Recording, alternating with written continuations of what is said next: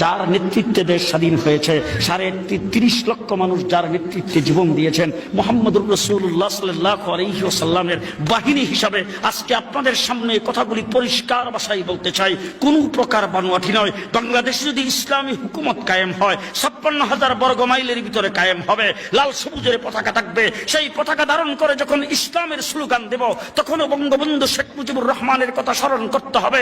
তার কারণ হলো ৭১-এ মুক্তিযুদ্ধ করে বাংলাদেশ নামে দেশটা স্বাধীন হয়েছে তার নেতৃত্বে। তাকে ভোলা যাবে না বাংলাদেশ যতদিন থাকবে। ঠিক না ঠিক?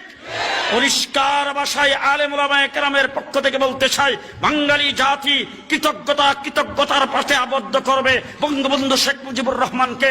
উনি ৭ই মার্চে ভাষণ দিয়েছেন। বঙ্গবন্ধু শেখ মুজিবুর রহমান ৭.৫ কোটি মানুষকে ঐক্যবদ্ধ করে পাকিস্তানের জালেম গোষ্ঠীর বিরুদ্ধে ঐক্যবদ্ধ করে ৭১-এ মুক্তিযুদ্ধ করেছেন।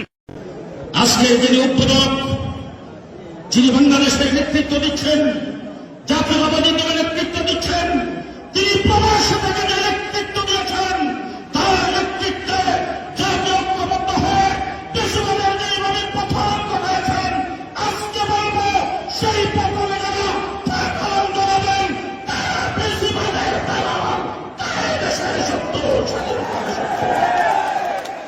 সুতরাং বন্ধুরা আমার, সামনে বাংলাদেশের নির্বাচন হবে, বাংলাদেশে দৌড়তে পারবে, বাংলাদেশের মানুষ ভোট দেবে, তবে কেউ বাংলা বাড়িতে থাকবে না,